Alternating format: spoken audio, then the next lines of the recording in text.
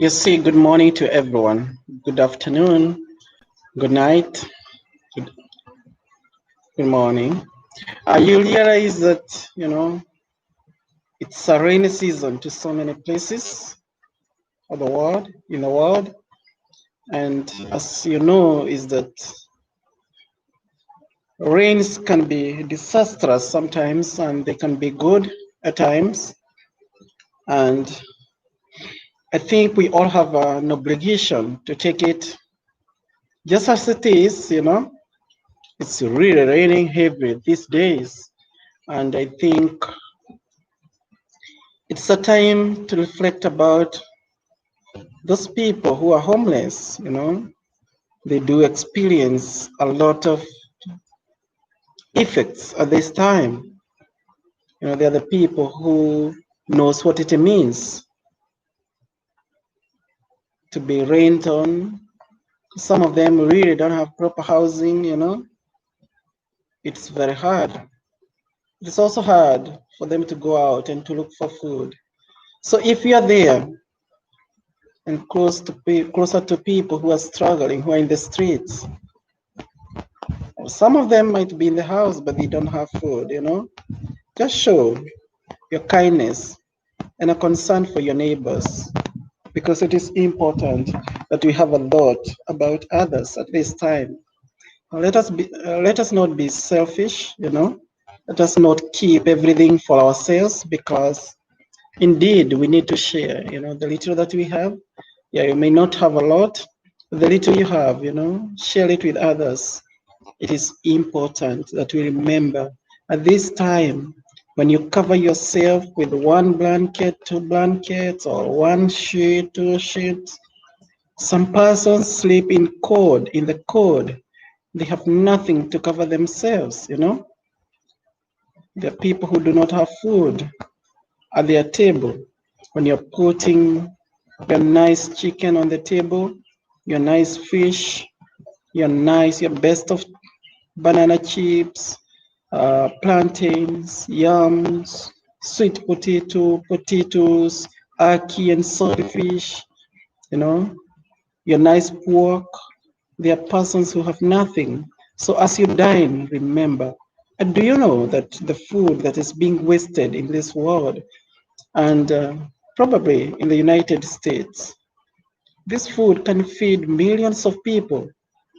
Yeah, every food that is gathered in restaurants, it's really a lot of food that is being wasted. Because remember, they don't heat up this food the following day. And most restaurants don't allow even their workers, their staff, to take that food with them to their homes. So we waste a lot that can be shared by millions of people. In fact, in this world, nobody is supposed to go hungry. No one is supposed to go empty. No one is supposed to go empty belly. I'm telling you the truth. There is enough for all. Enough food, enough money for all, for everybody. You can imagine some people right now when you're just looking out how you can get $100, like I need about $2,000 or more than that because I really need something bad. To some people, that is nothing. They're counting billions. Can you imagine? Billions and billions of money that they have.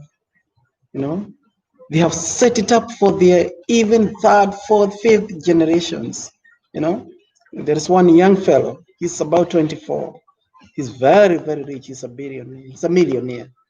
He said to me one day, his brother was going astray, and he said to me, tell my brother, the money that I have, it's enough for them, their wives, and their children. Yeah, he said to me frankly that, and it's true.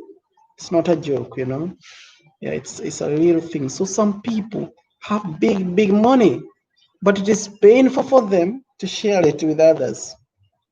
Most of them you would never see even a single penny from them, because we forget where we come from also. We become too stingy, too selfish, or heartless, maybe. Our hearts are not melted by the sufferings of others, you know. But when the rain of grace fall on you, you'll be willing to share even the little that you have. When the rain of grace fall on you, you'll be willing to reach out to someone else. When the rain of grace fall on you, you cannot be comfortable just by relaxing in your bed, sitting at your table, liming and chilling, drinking and eating. You will feel uncomfortable. Your heart will be troubled because your neighbor is suffering. And the whole question is, who is my neighbor? The neighbor, your neighbor, is that person who is next to you. That is your neighbor. Doesn't matter whatever religion they belong to, whatever denomination they belong to. Even if they are atheists, they don't believe or trust in God, they are your neighbors. You need to show a sort of humanity to your neighbor as much as you can, you know. I remember one day I was serving at a home that is of poorest of the poor, you know. The home is full of men who are elderly and others are sickly, you know. They're sick, they're crazy, you know. And I remember this person came to me and, you know, his pants were dropping. You could just see his private parts and so forth, you know. And I felt pity on him. And just this one amongst many stories, you know, because again, you do not want to narrate everything you ever done in your life, you know. But I think some stories are good, you know, to share because they also help us to open our minds. Yeah, I just pull out the belt I had on my waist, you know, and put it on him, you know. And the guy was so happy. And then there is another case, you know, I remember years ago. And this man was in the street. And a pastor, an Anglican pastor, his name was Father Errol, kept calling, you know, kept calling for us to go and look for this man and so forth. And I look at the space, I didn't have a space for the home that I used to learn. I was a director of that home. And when I look around, I didn't have enough space, you know, where to put this man. Anyway, I went to the city, and it's so sad that so many people passed by this man. It's like the story we're given of, there's one of the stories narrated in the Bible, the story of the Levites, the priests and the Levites and the, you know, whoever. I think it's the whole story of a good Samaritan. Yeah. So I met this guy, you know, and I felt so moved and so touched, you know, that many people in the entire city have been passing him there, and he was merely naked. It's not a fast thing, you know, because we see a lot of naked people, you know, but I don't know how I felt about this man. I felt something different, you know, to see him naked, you know, merely nude. He didn't have nothing on his body. And we have lost this in our culture because we don't see, well, the nudiness have become part of life, so we don't see anything strange with that, you know. But I think there is something strange, you know, than being naked, you know. There's something spiritual, yeah, that is in our lives, even in our bodies, that many times we don't sense about it.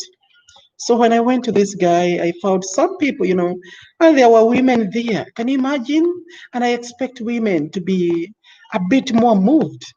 And when I met this guy, I say, I begged one of the woman who was nearby there, I begged her, you know, a short pant.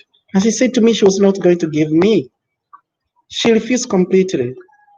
And then another family who actually became my friend since that day, one woman that I knew, she came and passed by. She was the one who gave me $300. And I was able to buy a short pant and give to this man. After I had given this man this short pant, you can imagine, he was unable to wake up because he was naked. After I gave him this short pant, he crawled on the floor. He tried to put in this short pant, and he's a madman. He put it on himself and he was able to stand and smile. Be part of those who clothe others. Be part of those who make others happy, and you will be happy yourself. Don't forget to subscribe.